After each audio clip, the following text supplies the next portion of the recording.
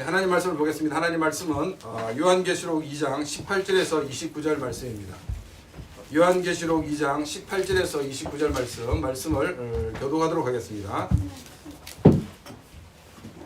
두아디라 교회의 사자에게 편지하라. 그 눈이 불꽃 같고 그 발이 빛난 주석과 같은 하나님의 아들이 이르시되 내가 내 사업과 사랑과 믿음과 섬김과 인내를 아노니 내 낮은 행위가 처음 것보다 많도다. 그러나 내게 책망할 일이 있노라. 자칭 선지자라 하는 사람 이세벨을 내가 용납함이니 그가 내 종들을 가르쳐 깨어 행음하게 하고 우상의 제물을 먹게 하던도다. 또 내가 그에게 회개할 기회를 주었으되 자기의 언행을 회개하지 아니하는도다. 볼지어다 내가 그를 침상에 던질 터이요 또 그와 더불어 간음하는 자들도 만일 그의 행위를 회개하지 아니하면 큰 환난 가운데에 던지고 또 내가 사망으로 그의 자녀를 죽이리니 모든 교회가 다른 사람의 뜻과 마음을 살피는 자인 줄 알지라. 내가 너희 각 사람의 행위대로 갚아주리라. 두아들에 남아있는 이 교훈을 받지 아니하고 소위 사탄의 깊은 것을 알지 못하는 너희에게 말하노니 다른 짐으로 너희에게 지울 것은 없노라. 다만 너희에게 있는 것을 내가 올 때까지 굳게 잡으라. 이기는 자와 끝까지 내 일을 지키는 그에게 만국을 다스리는 권세를 주리니 그가 철장을 가지고 그들을 다스려 질그를 깨뜨리는 것과 같이 하리라. 나도 내 아버지께 받은 것이 그러하리라. 내가 또 그에게 새벽도를 주리라. 귀 있는 자는 성령의 교회에게 하시는 말씀을 들을지어다. 아멘. 우리가 크리스찬으로 살아가는 이 사회는 결코 만만한 사회가 아닙니다. 호시탐탐 우리의 신앙을 넘어뜨리기 위해 여러 방면에서 공격을 하고 있습니다.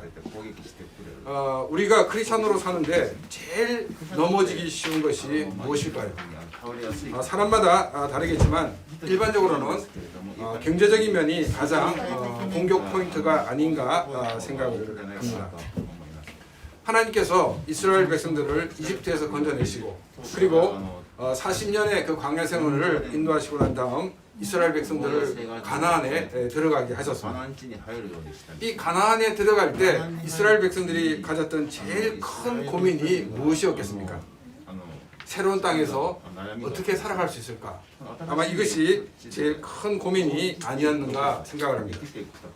이제까지는 그들은 유목민으로 살았습니다. 이제 가나안 땅에 들어가면 농경 사회가 시작됩니다. 언제 씨를 뿌려야 할지 또 언제 거둬야 될지를 전혀 알 수가 없습니다. 가장 쉽고 가장 빠르고 가장 정확한 방법은 가나안 원주민에게 찾아가서 그들에게 농사법을 배우는 것입니다.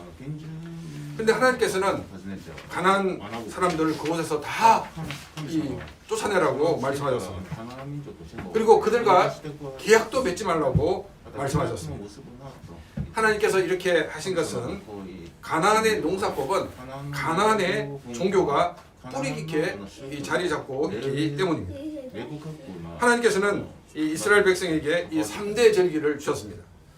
그리고 이 3대 절기를 축으로 새로운 문화를 만들어가라고 말씀을 하셨습니다. 이 3대 절기는 농사와 직접적인 연관이 있습니다. 이 3대 절기를 통해서 하나님은 언제 씨를 뿌려야 될지 그리고 또 언제 곡식을 거둬야 될지를 알려주었습니다. 이것은 50% 이상 다 이렇게 된 것입니다. 조금만 신경을 쓰면 평년 수확 정도는 할 수 있는 그런 자료입니다.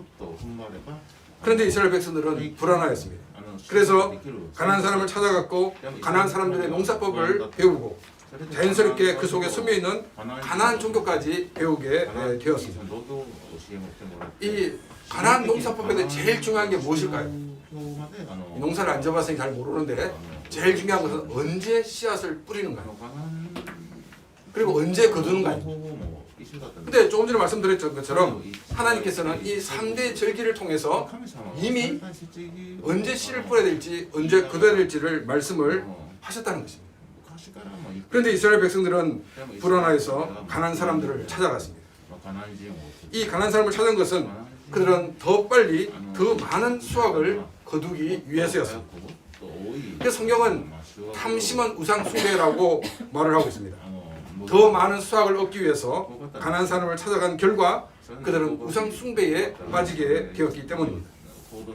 하나님의 방법대로 살지 않고 이 세상의 방법대로 살려고 하는 것은 하나님을 향한 믿음이 없기 때문입니다. 우리가 살아가는 이 사회에서 우리가 크리스찬으로 사느냐 아니냐는 우리의 믿음의 문제이지 환경이나 여건이 아니란 것입니다. 오늘 우리가 두아디라 교회를 살펴보면서 이 문제를 함께 생각을 해보고자 합니다. 우리가 오늘 살펴볼 교회는 두아디라 교회입니다. 지금까지 우리가 살펴본 교회들은 에베소, 서머나 그리고 버가모에 있는 교회들이었습니다.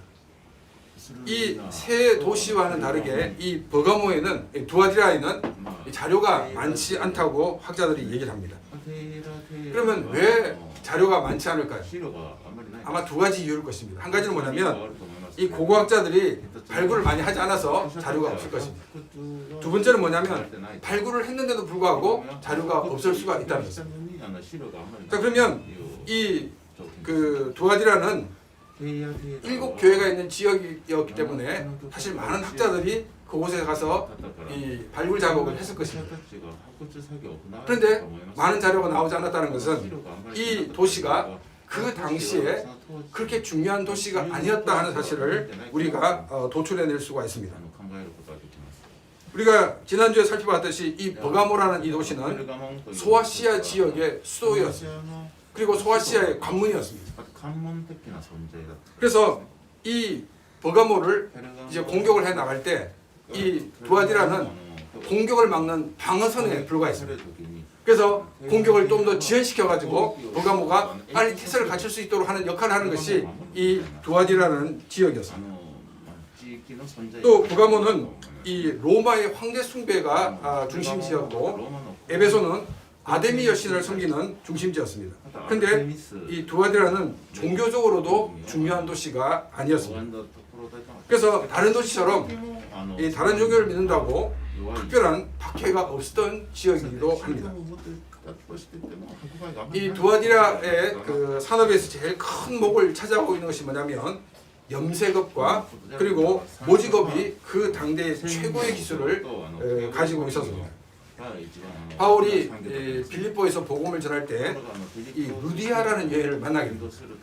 이 루디아라는 이 여인이 두아디라 출신입니다. 그리고 이 여인의 직업이 뭐냐면 이 자줏빛 옷감을 가져와서 파는 사람이었습니다. 그래서 이 여인은 아마도 이 두아디라 지역을 오고 가면서 물건을 갖다 판 그런 사람이 아닌가 보고 있습니다. 이것을 통해서도 그 당시에 염색업이 얼마나 이 두아디라 지역의 유명한 물건이었는가를 우리가 알 수가 있습니다. 또 이 두아디라 특징이 뭐냐면 이 각 직업마다 이 조합이 있었습니다. 그래서 모직업을 한 사람은 모직 조합이 있었습니다. 그리고 염색업을 한 사람은 염색 그 조합이 있었습니다. 또 피역업을 한 사람은 피역 조합이 있었습니다. 그래서 여러 가지 조합이 있었고 또 어떤 조합은 노예 매매하는 그런 조합도 있었다고 합니다. 그런데 이 조합에 가입하지 않으면 그 업계에서 따돌림을 당해서 거기서 더 이상 버틸 수 없는 이익을 남길 수 없는 그런 상황이었습니다. 이 정도로 조합은 막강한 힘을 가지고 있었습니다. 그럼 우리가 아니 조합에 가입하면 되지 뭐 문제입니까? 이렇게 우리가 물을 수 있을 것입니다. 이 조합은 그 정기적인 모임이 있었습니다. 자기가 조합원이 되면 이 정기 모임에 참석을 해야 됩니다. 근데 이 정기 모임은 신전에서 제사와 함께 거행이 됩니다. 그리고 신전이 끝나고 난 다음에는 함께 식사를 합니다. 그리고 식사가 끝나고 난 다음에는 이 음행이 되게 가지게 됩니다.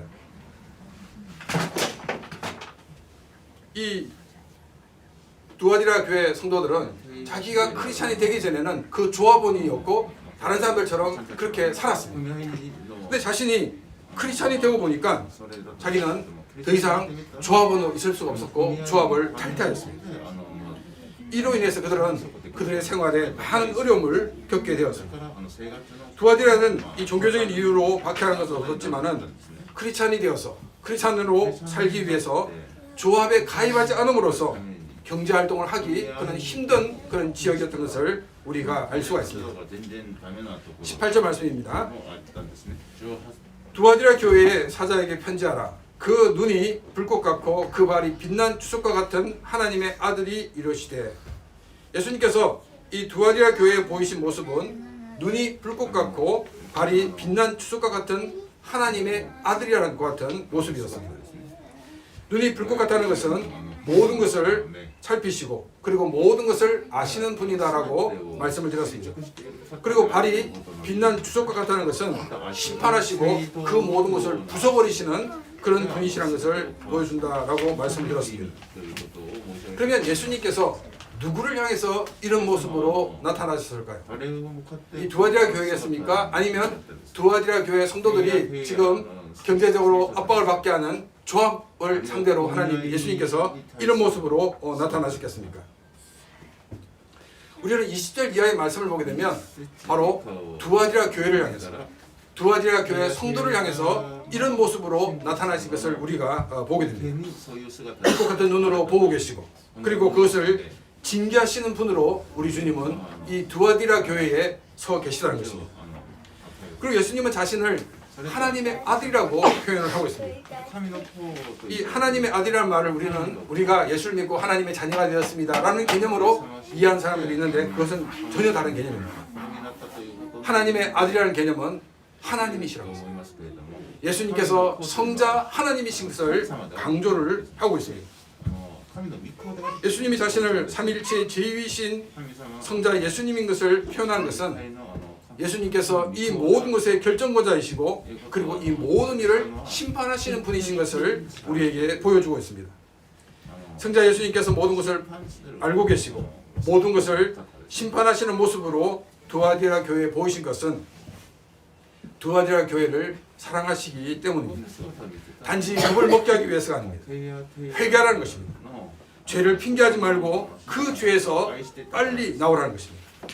두아디라 교회의 불꽃 같은 눈을 가지시고 빛난 주석과 같은 발을 가지신 이 성자 예수님의 모습은 오늘 동일하게 우리에게도 나타나시는 모습입니다. 우리는 죄를 핑계하지 말아야 할 것입니다. 우리는 또한 죄에서 빨리 나와야 할 것입니다. 우리는 그 불꽃 같은 주님의 눈을 피할 수가 없습니다. 주님의 심판을 우리는 피할 수가 없습니다. 우리에게 기회가 주어질 때 주님의 음성을 듣고 회개하고 주님 앞에 바로 서는 그런 귀한 삶이 되기를 바랍니다. 19절 말씀입니다. 내가 내 사업과 사랑과 믿음과 섬김과 인내를 아노니 내 나중 행위가 처음 것보다 많도다. 예수님께서는 두아디라 교회에서 잘한 점을 이렇게 말씀하시면서 칭찬을 하고 계십니다. 여기서 사업이란 이 말은 이 행위로 보는 것이 더 정확한 표현이라고 말할 수 있습니다. 그래서 일본어는 굉장히 번역이 좀 오코나이라가 잘 돼 있어요. 그래서 이 행위라는 것은 우리의 삶 그리고 우리의 삶의 모습이라고 말할 수가 있습니다. 우리가 어떤 삶을 살고 있는지 예수님은 알고 계시다는 것입니다. 우리가 겉으로만 크리스찬인 척하는 그렇게 사는 것이 아니라 이 두아디라 교회 성도들은 실질적인 삶에서 사랑과 믿음과 섬김과 인내가 있었던 것을 주님은 알고 계신다라고 말씀하고 계십니다. 이 사랑과 믿음과 섬김과 인내가 없는 이 크리스찬의 삶은 우리가 늘 하는 말로 앙코 없는 찐빵과 같은 것입니다. 예수님을 사랑하는 그 사랑이 있어야 합니다. 그리고 예수님의 이 사랑이 원동력이 되어서 우리는 많은 사람들을 섬기는 삶을 살아야 됩니다. 예수 그리스도가 하나님의 아들이심을 믿는 믿음이 있어야 됩니다. 그리고 우리가 예수 그리스도를 믿음으로 구원받는다는 것 같은 믿음이 있어야 됩니다. 또 우리는 그 말씀을 신뢰하는 사람을 지키시고 보호하시는 분이시라는 것 같은 믿음이 있어야 됩니다. 이 사랑과 믿음을 가지고 다른 사람을 섬기고 주님의 몸된 교회를 섬기는 구체적인 섬김이 필요합니다. 섬김은 자기 희생이 필요하고 또한 자기 헌신이 없이는 전혀 불가능한 일입니다. 나를 깨뜨려서 주님의 몸된 교회를 섬기고 지체들을 섬기는 삶을 살아야 합니다. 그리고 믿음 있는 사람이라면 끝까지 기다리는 인내가 있어야 됩니다. 주님께서 일하심을 믿는 사람이라면 주님께서 이루시는 것을 끝까지 기다려야 됩니다. 두아디라 교회 크리스찬들의 삶은 사랑과 믿음과 섬김과 인내로서 이전보다도 더 풍성한 삶이 되었다라고 예수님은 말씀하고 계십니다. 나중 행위가 처음 것보다 많노라. 우리의 행위 안에 우리의 삶에 사랑과 믿음과 섬김과 인내를 통해서 더 풍성한 삶을 사는 삶이 되어서 주님으로부터 칭찬받는 그런 귀한 삶이 되기를 바랍니다. 20절 말씀입니다. 그러나 내게 책망할 일이 있노라. 자칭 선지자라 하는 여자 이세벨을 내게 용납함이니 그가 내 종들을 가르쳐 깨어 행음하게 하고 우상의 제물을 먹게 하는도다. 이 두아디라 교회는 종교적인 박해가 없는 지역이라고 말씀을 드렸습니다. 종교적인 박해가 없기 때문에 편안히 신앙생활을 잘할 수 있겠구나라고 생각하기 쉬운데, 근데 전혀 예상하지 못한 문제가 발생하였습니다. 이 종교적인 박해는 외부적인 것입니다. 외부적인 박해가 없으면 교회가 아무 문제 없이 잘 성장할 것처럼 보이는데 실제로 내부에 문제가 생기게 되는 경우가 많이 있습니다. 예수님은 이 내부에 생긴 이 문제를 책망하고 계시다는 것입니다. 이 두아디라 교회의 문제는 자칭 선지자라는 여자 이세벨을 용납한 것입니다. 이 먼저 자칭 선지자라고 하는 말은 교회가 인정하지 않고 예수님이 인정하지 않는 사람이라는 것을 우리가 알 수 있습니다. 간단히 말하자면 정통성이 인정되지 않는 사람이라는 것입니다. 이 정통성이라는 것이 성경적이지 않을 때는 교회를 더 많은 위기에 빠뜨리게 합니다. 그러나 이 성경적인 정통성은 필터 역할을 해서 교회를 더욱 교회답게 만드는 것입니다. 대부분 사역자들은 이 본인이 성령만 가지고 있으면 사역자로 세워지게 됩니다. 그러다 보니까 이 사역자로 세워지고 난 다음에 많은 문제를 이야기하는 것을 보게 됩니다. 오래전에 읽은 책이 있는데 이 선교사를 세우는 일에 관련된 책을 읽은 적이 있습니다. 먼저 본인의 소명이 필요하다는 것입니다. 그리고 두 번째는 뭐냐면 교회의 인정이 필요하다, 공인이 필요하다고 그 책은 이야기를 하고 있습니다. 교회에서 봤을 때 이 사람은 소명이 있습니다. 그런데 아무리 봐도 저 사람이 저 성격의 선교사로 가면 흔들릴 것 같아. 이런 사람들이 종종 있습니다. 이런 경우는 선교사로 세우지 않는 것이 옳다 하는 것 같은 내용입니다. 근데 저는 이것이 선교사만이 아니라 일반 사역자도 그런 필터 과정이 필요하다는 것입니다.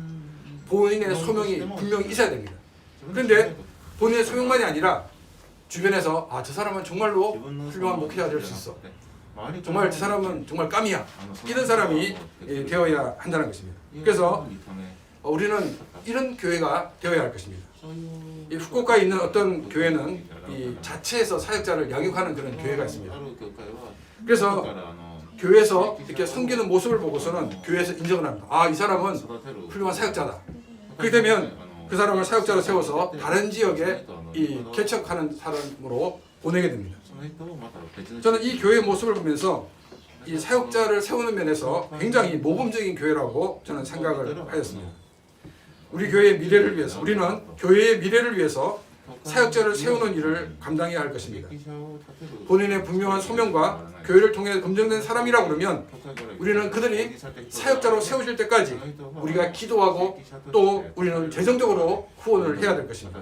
그리고 그 사람들이 사역자로 세워지면 우리는 그들을 위해서 끊임없이 기도하는 그런 삶을 살아야 될 것입니다. 그래서 우리 교회를 통해서 많은 사역자들이 세워지고 그 사역자들 통해서 주님의 나라가 확산되어지는 그런 귀한 역사를 일으키는 우리의 삶이 되기를 바랍니다. 이 두아디라 교회의 문제가 되는 것은 이 자칭 선지자라는 여자 이세벨이라고 말하고 있습니다. 이 정통성이 없는 사람이다. 그리고 두 번째는 여자다 하는 것을 알 수가 있습니다. 이 이세벨이라는 것은 그 여자의 이름이 아니라 구약 성경에 나와 있는 이세벨과 특성이 같기 때문에 이세벨이라는 그와 같은 명칭을 사용한 것으로 보고 있습니다. 자, 그럼 여러분 이세벨 기억나십니까? 아합의 왕비였습니다. 이 베닉의 왕녀로서 북이스라엘 왕인 아합에게 시집을 왔습니다. 그래서 이 이세벨을 평가하기를 어떻게 평가하냐면 바알의 선교사다 이렇게 이야기를 합니다. 이 북이스라엘 왕비라는 권력을 가지고 이스라엘 땅에 바알 종교를 확산시킨 사람입니다. 이세벨의 영향으로 바알 종교가 이 이스라엘 대중에게 확산되는 것 같은 계기가 되었습니다. 그래서 이스라엘 백성들은 바알도 섬기고 하나님도 섬기고 이 두 가지를 함께 섬기는 일을 해도 전혀 양심의 가책을 느끼지 않게 되었다는 것입니다. 또 이 이세벨이 한 것이 있는데 이 아합이 왕궁을 짓는데 좀 이렇게 폼이 안 나는 거예요. 나봇에 포도만 딱 넣어가지고 이 왕궁을 지으면 정말 멋진 왕궁이 될 텐데 그래서 나봇에게 얘기를 합니다. 우리가 왕궁을 짓는데 그 땅을 내놔라. 그러니까 이 나봇이 뭐라고 하냐면은 아니 이 땅은 조상으로부터 받은 땅이기 때문에 그렇게 할 수 없습니다. 근데 왕이면 우리가 권력을 사용해가지고 그 땅을 몰수할 수 있을 텐데 그 아합이 그렇게 하지 못했다는 것입니다. 왜냐하면 이스라엘의 전통이 있었기 때문에 이스라엘 백성들은 땅이란 것은 하나님께서 조상에게 주셨고 그 조상들로부터 물려받은 것이라 생각하기 때문에 그들은 그 땅을 함부로 다루지 않았습니다. 그리고 혹시 무슨 일이 있어가지고 그 땅을 팔게 되면 희년이 되면 다시금 원주인에게 돌아가는 것입니다. 이런 시스템을 알기 때문에 아합은 고민을 했습니다. 이게 소위 말해서 왕자병입니다. 왜냐하면 너무 이 왕자가 크다 보니까 자기 뜻대로 안 되면 이제 막 불만이 생기고 밥맛이 떨어지는 거예요. 지금 이 여러 가지 상황이 있는데 누구라고 얘기하지 않겠지만 우리 한국에 그런 단체가 있습니다. 그 단체는 그렇지 않나 생각하는데 어쨌든 이 모습을 본 이세벨이 왕이요 왜 그러냐 이 얘기를 듣습니다. 이세벨은 이 나봇을 죽여버리고 그 땅을 빼앗아갑니다. 그리고 그 왕에게 땅을 줘서 왕궁을 짓게 합니다. 이세벨의 이러한 행동은 수단과 방법을 가리지 않고 목적만 이루면 된다는 그와 같은 의식을 보편화시키는 그런 계기를 만들었던 사람입니다. 이 두아디라 교회에 있는 자칭 선지자라는 이 여자 이세벨은 누구인지 정확하게 우리는 알 수가 없습니다. 그러나 이 편지를 읽는 두아디라 교회 성도들은 누구를 지명하고 있는지 쉽게 알 수가 있었을 것입니다. 이세벨이 아합의 왕비였기 때문에 아마도 두아디라에 있는 아주 고위층의 부인이 아닌가라고 보는 사람들도 있습니다.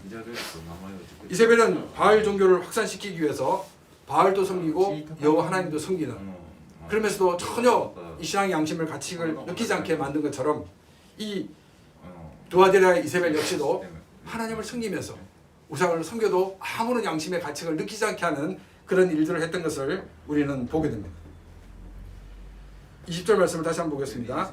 그러나 내가 책망할 것이 있노라. 자칭 선지자라는 여자 이세벨을 내가 용납함과 함이니 그가 내 종도를 가리켜 꾀어 행음하게 하고 우상의 제물을 먹게 하도다. 우리 한국어 성경에는 그가라고 되어 있는데 일본어 성경에는 고노온나로 되어 있습니다. 어떻게 맞을까요? 항상 모를 때는 영어 성경을 보는 게 제일 빠릅니다. 근데 영어 성경은 이 누구인지 여자인지 남자인지 정확하게 알 수가 없습니다. 3인칭으로 되어 있으니까.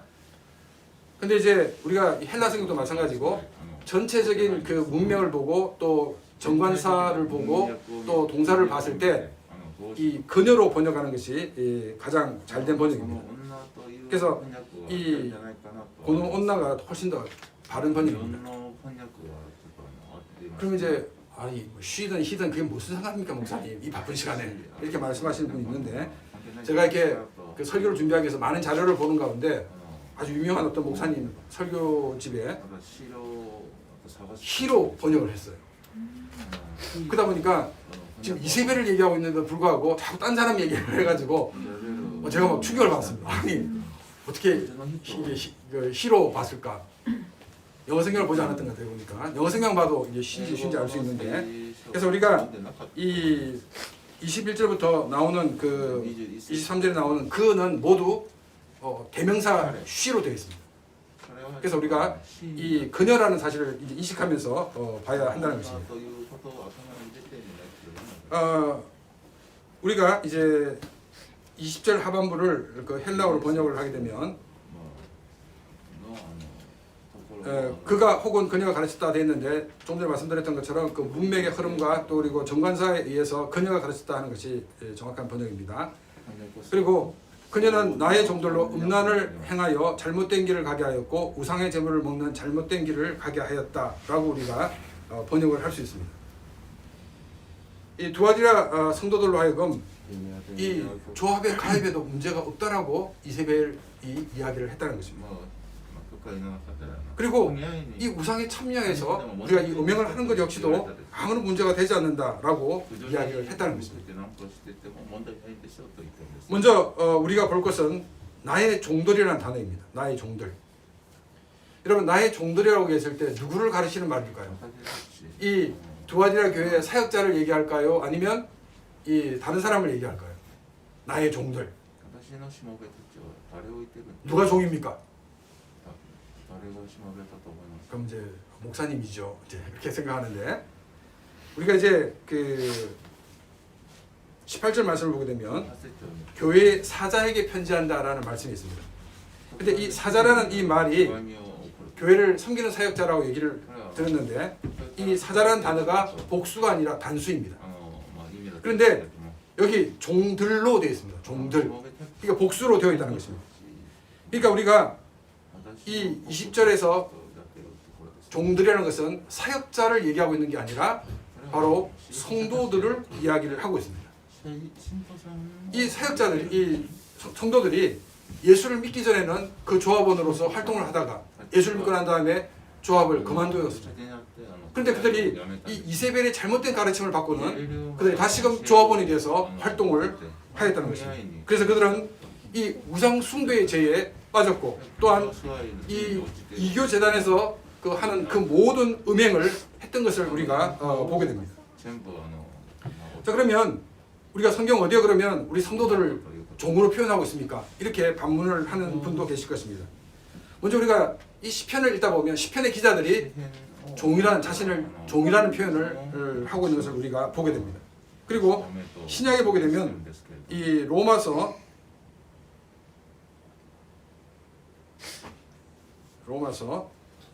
6장 22절 말씀입니다. 그러나 이제는 너희가 죄로부터 해방되고 하나님께 종이 되어 거룩함에 이르는 열매를 맺었으며 그 마지막은 영생이라. 우리 크리스천들을 하나님께 종이 되었다라고 표현을 하고 있다. 그러면 이 종이라는 것 같은 표현이 나올 때는 종의 특성을 생각하면서 우리가 봐야 됩니다. 여러분 이 종이라는 것은 어떤 사람입니까? 오직 한 주인에게만 충성을 해야 되는 것입니다. 지금 성경에서 하나님의 백성을 종이라고 얘기하는 것은 오직 하나님께만 충성해야 되는 존재인 것을 알려주기 위해서 이 종이라는 단어를 쓰고 있다는 것입니다. 우리 크리스찬들은 삼위일체 하나님만을 우리의 하나님으로, 우리의 주인으로 모시며 살아야 됩니다. 그런데 가르침을 잘못 받은 이 크리스찬들이 행음을 하여 잘못된 길을 가게 되었고 또 우상의 제물을 먹어서 잘못된 길을 가게 되었다는 것입니다. 서두에도 말씀드렸듯이 이 조합원에 가입하지 않으면 불이익을 당합니다. 또 조합원이 되면 그 모든 우상 경배에 참여해야 되고 또 행음에도 참여해야 된다고 말씀을 드렸습니다. 이 그들이 그냥 참석만 하고 아 제가 그 이번에 배가 아파서 못 갈 것 같아요. 이번에 머리가 아파서 못 갈 것 같아요. 요즘 같으면 아 제가 열이 좀 있는 것 같아요. 이러면 이제 불이 뺐을 것입니다. 근데 그것도 이제 한두 번이에요. 조합원이 되면 가야 됩니다. 그러면 우리가 우상 그 숭배에 같이 참여하게 됩니다. 나는 그곳에서 나는 여호와를 찬양하고 있어요. 해도 내가 그곳에 참여하고 있다는 사실입니다. 우리는 자꾸 어떻게 생각하냐면 내가 그곳에 경배하지 않았습니다. 나는 비록 갔지만 나는 그곳에서 그 신을 경배하지 않았습니다. 라고 얘기하고 있습니다. 근데 중요한 것은 뭐냐면 왜 거기에 갔냐는 것입니다. 여러분 우리가 신사나 절에 놀러 갈 수 있습니다. 그죠? 근데 그렇게 놀러 가는 것과 지금 어떤 한 단체에서 그 팀이 그곳에 함께 참여하는데 참배하러 가는데 내가 같이 참여하는 것은 다른 것입니다. 아, 이 팀 때문에 할 수 없습니다라고 말해도 나는 이 단체에서 빠져버리면 나에게 불이익이 되기 때문에 내가 참석하지 않는 것입니다. 할 수 없이 참석하는 것입니다. 그러다 그러면 결국은 나는 우상 숭배를 하지 않지만 나의 어떤 이익을 위해서 내가 그것을 참여하기 때문에 그것은 우상 숭배와 다를 바가 없다는 것입니다. 우리는 내가 거기에 있었느냐 없었느냐가 중요한 것이 아닙니다. 내가 왜 거기에 있었느냐가 중요한 사실을 우리는 기억을 해야 됩니다. 우리는 이 땅을 살아갈 때 크리스찬으로서 내가 어떤 모습으로 살고 있는가를 늘 자신을 점검하며 살아가는 그런 귀한 삶이 되기를 바랍니다. 또 이제 이 이세벨은 이렇게 얘기를 했을 것입니다. 바울이 우상의 문제를, 우상 제물에 대해서 얘기할 때 아니 먹어도 된다고 얘기하지 않았느냐 이렇게 얘기하면서 이 우상 그 집회에 참여하는 것에 대한 정당성을 부여했을 것입니다. 그런데 바울이 제기한 그 우상 제물의 문제와 지금 이 이세벨이 얘기하는 것과는 전혀 다른 것입니다. 비슷한데 다른 것입니다. 지금 바울이 한 얘기는 그 당시에 시중에 유통되는 고기들이 많은 부분들이 이 우상 제단에 바쳐진 고기들이 시중에 유통되었습니다. 근데 이제 고기를 보면서 이 고기가 과연 바쳐진 고기인가 아닌가 이렇게 확인하면서 먹을 필요가 없다는 것입니다. 왜냐하면 우상이라는 존재 자체는 아무것도 아니기 때문에 그것이 문제가 아니라는 것입니다.